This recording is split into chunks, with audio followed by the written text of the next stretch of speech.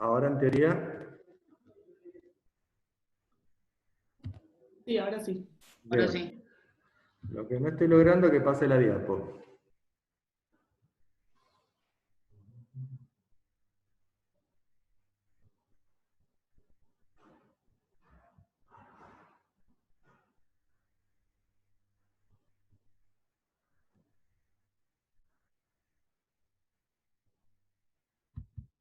Ahí está.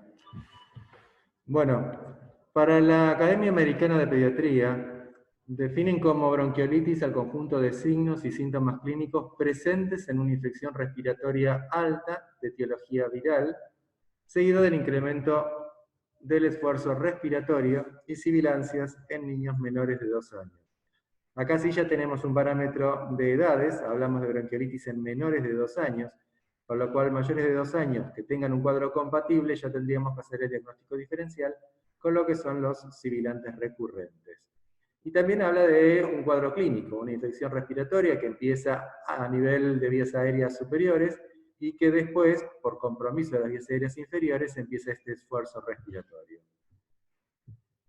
Y tenemos la definición de investigación, que básicamente lo que intenta es de que la población que incorporemos en el estudio sea lo más estrictamente posible dentro de lo que es bronquiolitis y no se nos mezclen otro tipo de patología.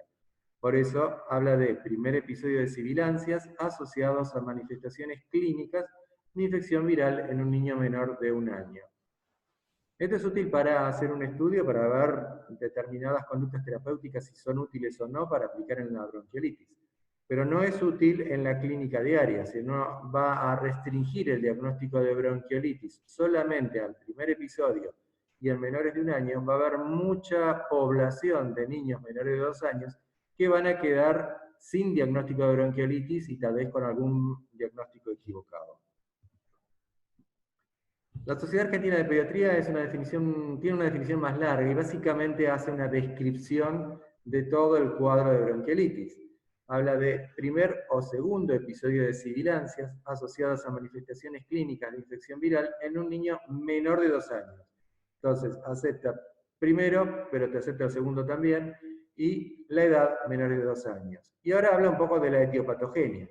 Es una inflamación difusa y aguda de las vías aéreas inferiores, de naturaleza infecciosa, expresada clínicamente por obstrucción de la vía aérea pequeña. Entonces, la bronquiolitis es una enfermedad aguda, de etiología viral, que produce inflamación de los bronquiolos, y esta inflamación es difusa y bilateral, y se manifiesta clínicamente precisamente con signos de obstrucción bronquial, con dificultad para la ventilación. Afecta los dos emitórax, por lo cual los síntomas, la semiología va a ser de los dos emitórax, porque afecta a los dos pulmones, y la inflamación es el componente principal que produce la estenosis de la vía aérea. Clínicamente presenta taquipnea, retracción torácica. Esta retracción torácica tiene que ver con que el tórax de los lactantes es muy flexible, entonces cuando hay mucha obstrucción, al contraerse los músculos inspiratorios, retraccionan de sus puntos de inserción y terminan retrayendo la caja torácica. Y las sibilancias, que no es más que la manifestación del flujo turbulento del aire que pasa por un lugar más estrecho. En cuanto a epidemiología, dijimos que se da en menores de 2 años, pero los más afectados son los menores de 6 meses, son los que tienen más riesgo de evolución grave. Y como está asociado a virus respiratorios, tienen que ver con la estacionalidad de estos virus, por eso es que se presenta en otoño y en invierno. El sincicial respiratorio es el más frecuente, según las publicaciones, representa el 60 al 80% de los casos. Es un virus que es muy contagioso, que produce aproximadamente 600.000 muertes anuales a nivel mundial. Es más frecuente en invierno y pueden ocurrir reinfecciones a lo largo de la vida.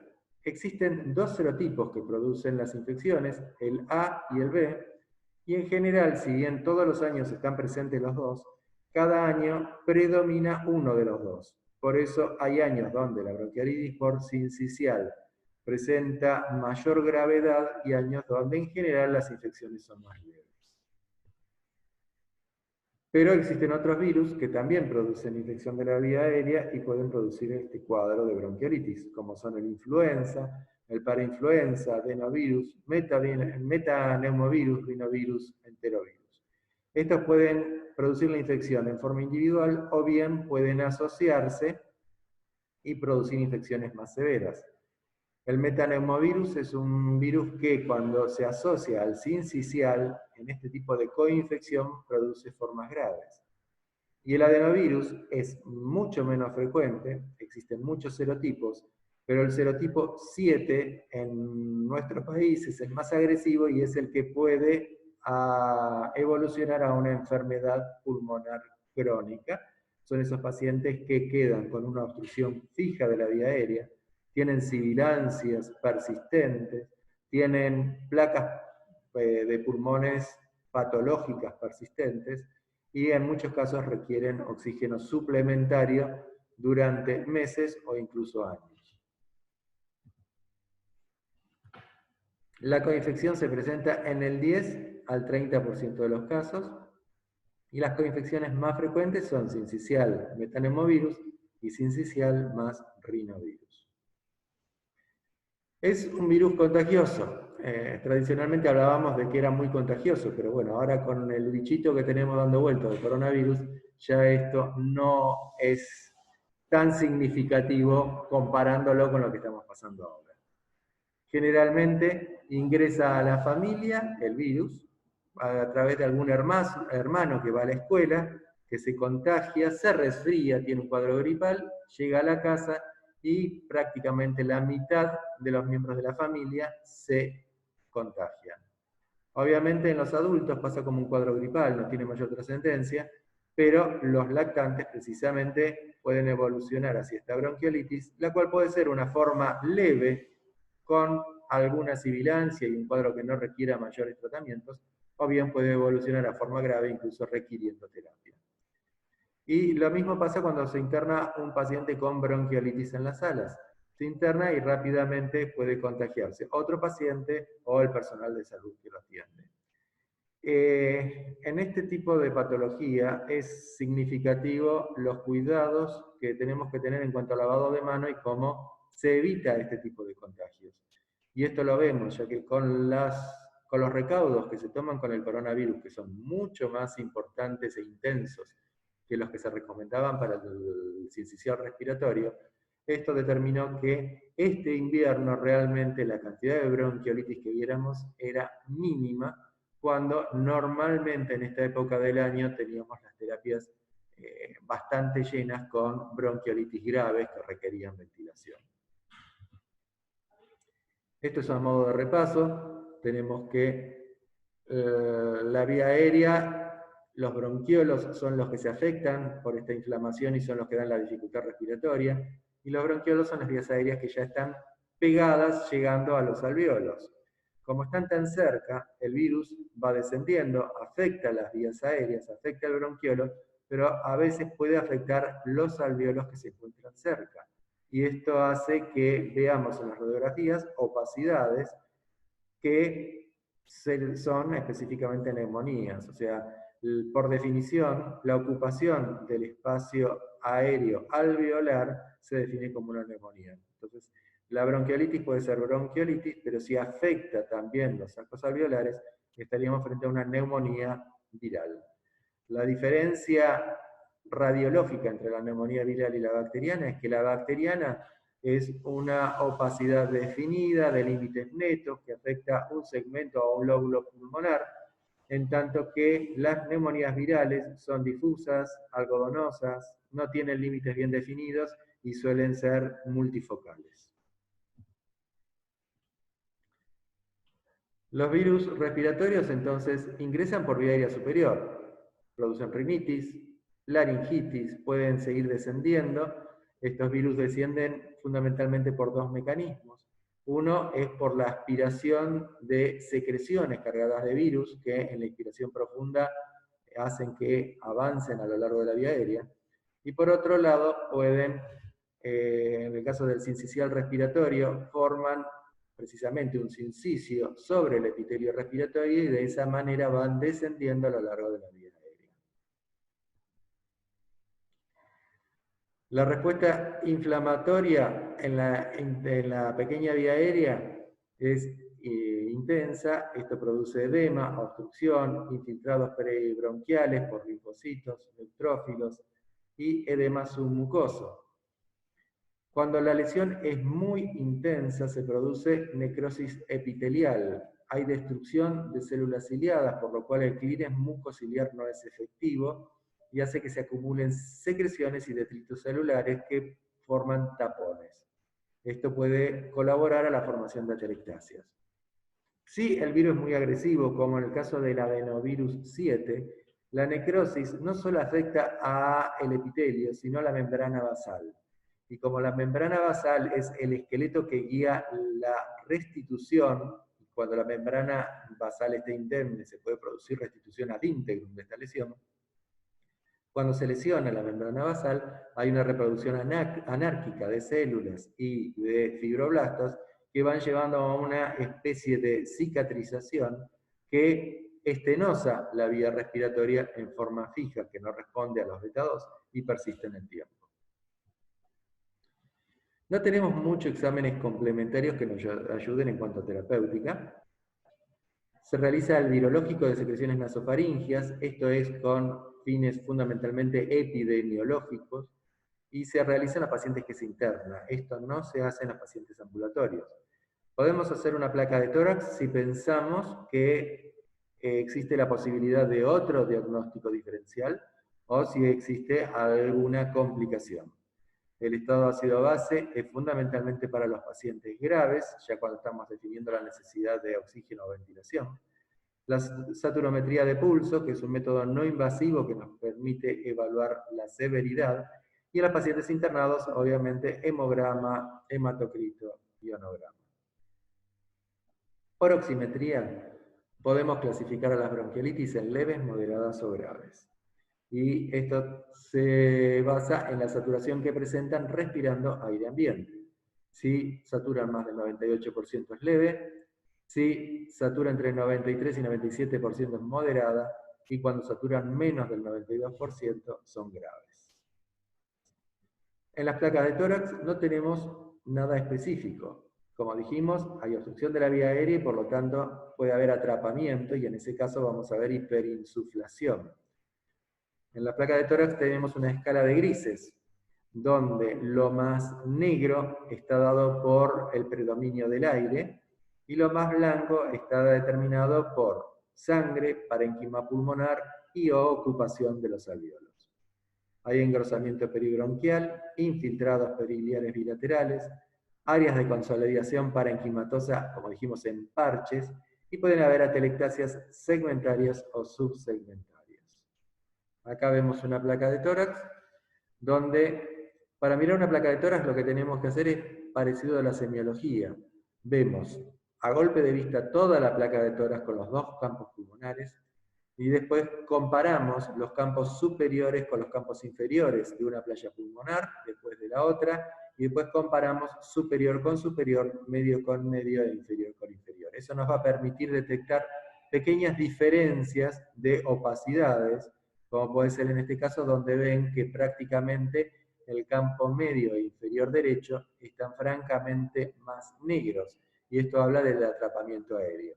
Y además tenemos un refuerzo, como se ve más blanco, detrás de la silueta cardíaca y paracardíaco derecho, cerca del diafragma.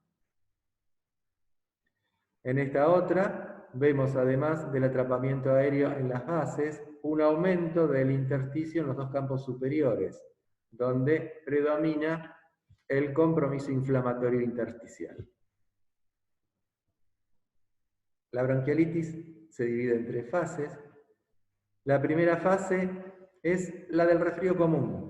Es un catarro de vías aéreas superiores, puede tener conjuntivitis, puede tener otitis, puede tener fiebre. Es el típico caso que consultan a la guardia y que le dicen, nada, es un virus, no tiene nada.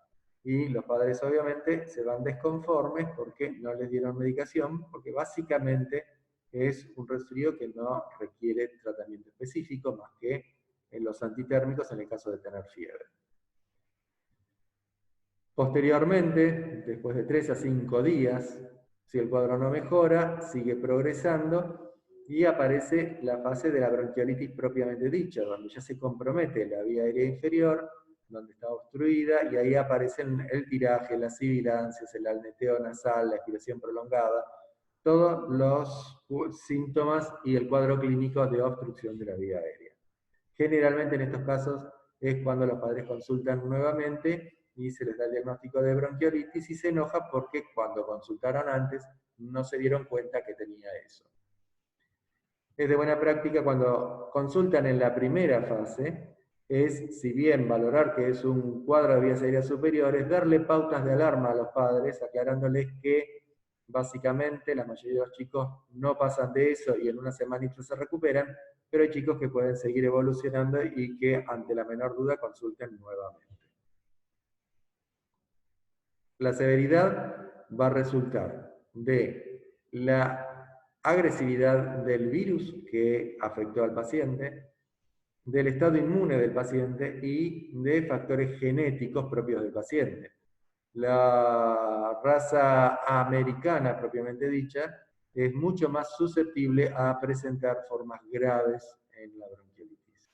Obviamente, los desnutridos o los que tienen enfermedades que comprometan la inmunidad también van a tener formas graves. Y este es un score que ya conocen, el score de Tal, donde nos permite dar un valor numérico a la severidad que presenta el paciente, considerando la frecuencia cardíaca, respiratoria, sibilancias y uso de músculos accesorios. De esta manera, cuando tienen un puntaje menor o igual a 4 es leve, cuando presenta de 5 a 8 es moderado, y cuando tiene más de 9 es grave.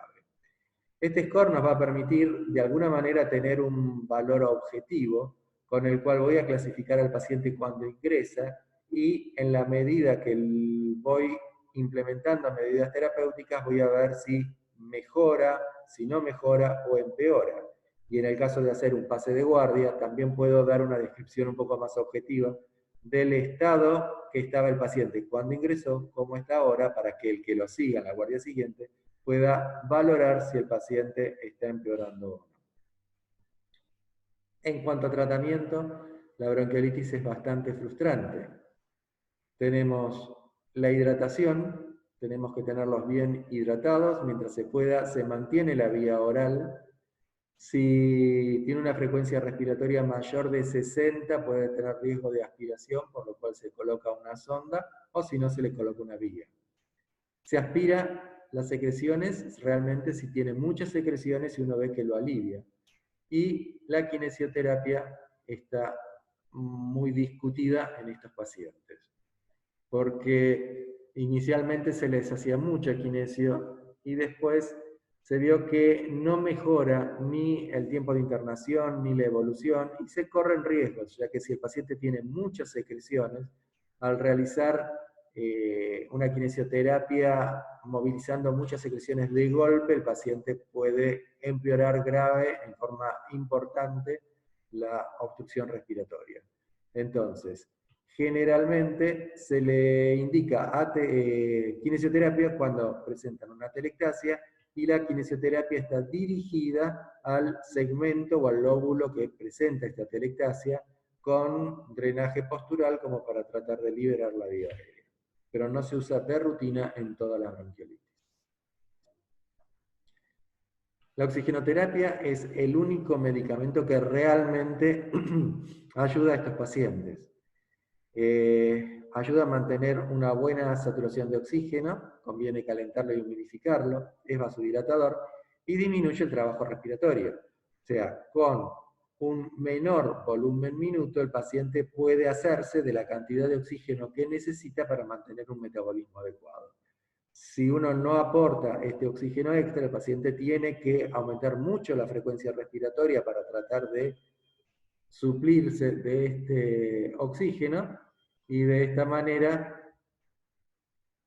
tiene un gasto muscular que muchas veces consume más oxígeno que el que recibe con todo ese esfuerzo. Por eso el oxígeno es lo más útil en el tratamiento en estos casos. Y en cuanto a los broncodilatadores, El salbutamol no se está recomendando porque en realidad no mejora al paciente, tiene efectos secundarios que no son deseables, como el temblor, y sí está aceptada la prueba terapéutica, porque si bien estamos hablando del primer episodio en una infección viral, los pacientes que presentan sibilancias recurrentes en algún momento de su vida pueden tener el primer episodio. Y si son pacientes con padres asmáticos y que tienen la carga genética como para evolucionar a asma, estos pacientes sí pueden responder al salbutamol. Los corticoides no están recomendados en el tratamiento de la bronquiolitis, ya que no aportan ningún tipo de beneficio. Y la solución hipertónica salina está en discusión todavía, por el momento no se recomienda, es muy cara y no estaría aportando mejorías que justifiquen su utilización. Antibióticos no están indicados, dijimos que es una infección viral, pero sí puede existir coinfecciones, y en el caso de que tenga una coinfección bacteriana que tenga indicación de antibiótico, se utilizan habitualmente independientemente de que exista una bronquiolitis. Y esto son diferentes guías de tratamiento para la bronquiolitis. Tenemos la de la Sociedad Argentina de Pediatría, la española, la americana, las británicas. Y básicamente lo que están remarcados son los ítems a considerar fundamentalmente, como son la oxigenoterapia, donde en la española y en la británica consideran mantener saturaciones por arriba del 92, para la americana 90 y para la Sociedad Argentina de Pediatría 94. La realidad es que la mayoría utilizamos 92 como un parámetro recomendado.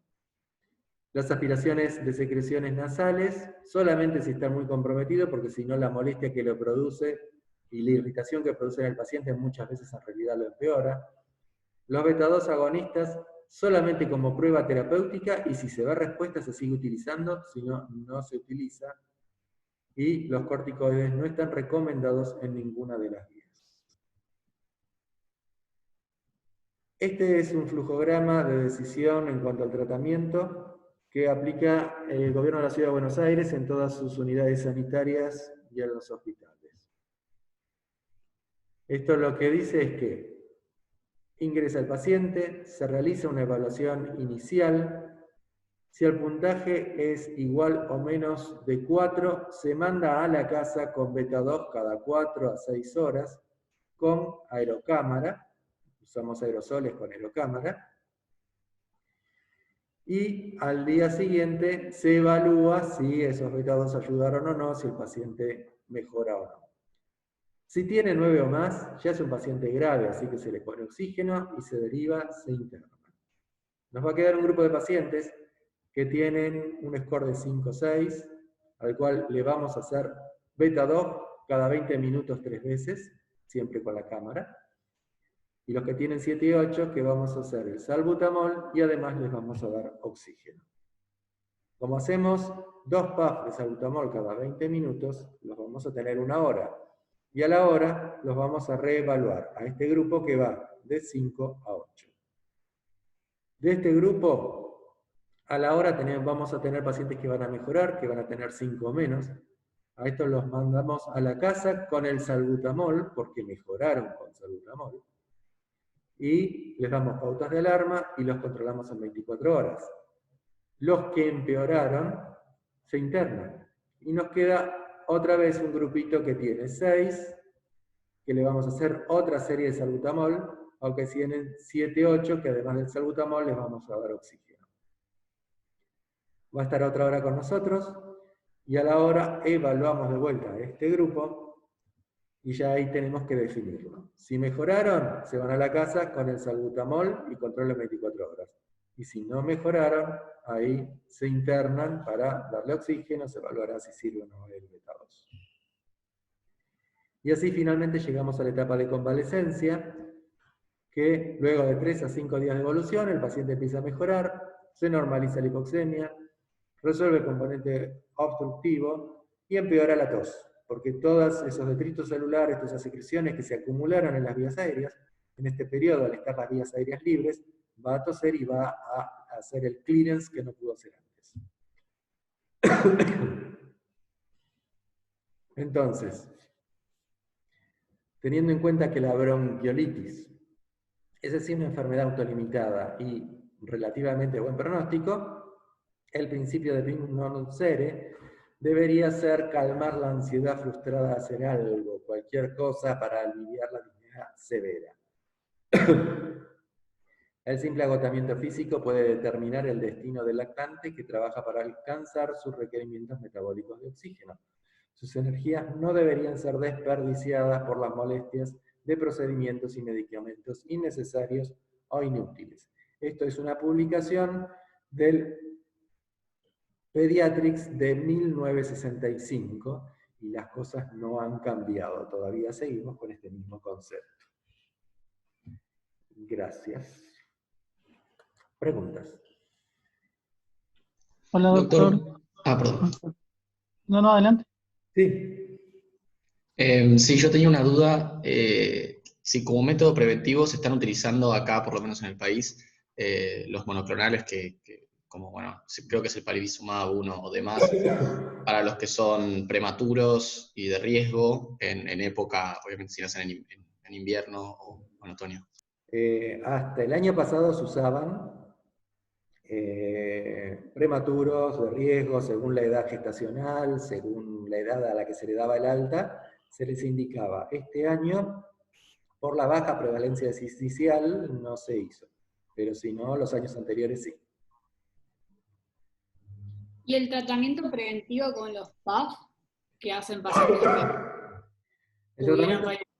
El tratamiento preventivo es para los que llamamos sibilantes recurrentes, que son pacientes que tienen más de 3 episodios de obstrucción bronquial.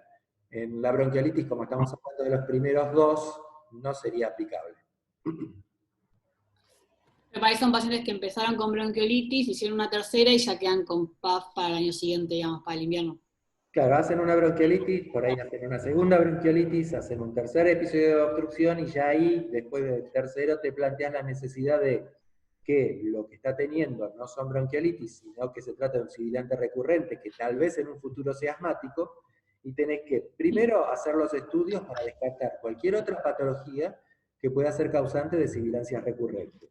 Y si descartaste cualquier otra patología asociada, ahí es donde utilizás los preventivos. Y hago una consulta. Entonces, un paciente que llega a la guardia y tiene en la primera evaluación un tal menor a 4. A ese paciente no le hago radiografía, no le hago análisis de sangre, solamente hago la evaluación clínica y lo mando a domicilio con el salbutamol y que vuelva a control de 24 horas. No le hago ningún examen complementario. No, no necesita hacerse nada. Y a los que le dan más de 5 a 9, tanto sea que los mantenés en guardia o ya lo internás, ¿a esos sí les hago radiografía y hemograma o no tampoco? Mira, en general cuando se interna se hace radiografía y se hace laboratorio. Si vamos a ser estrictos, la radiografía la necesitarías solamente si la auscultación te genera dudas y pensás que puede haber alguna otra cosa asociada. Pero no es indispensable realizarla. Es más, a veces no se hace. Perfecto, gracias. ¿Listo? Bueno, la llama Paula, sí, siguen con ella. Gracias. Gracias, doctor. Chao. Gracias.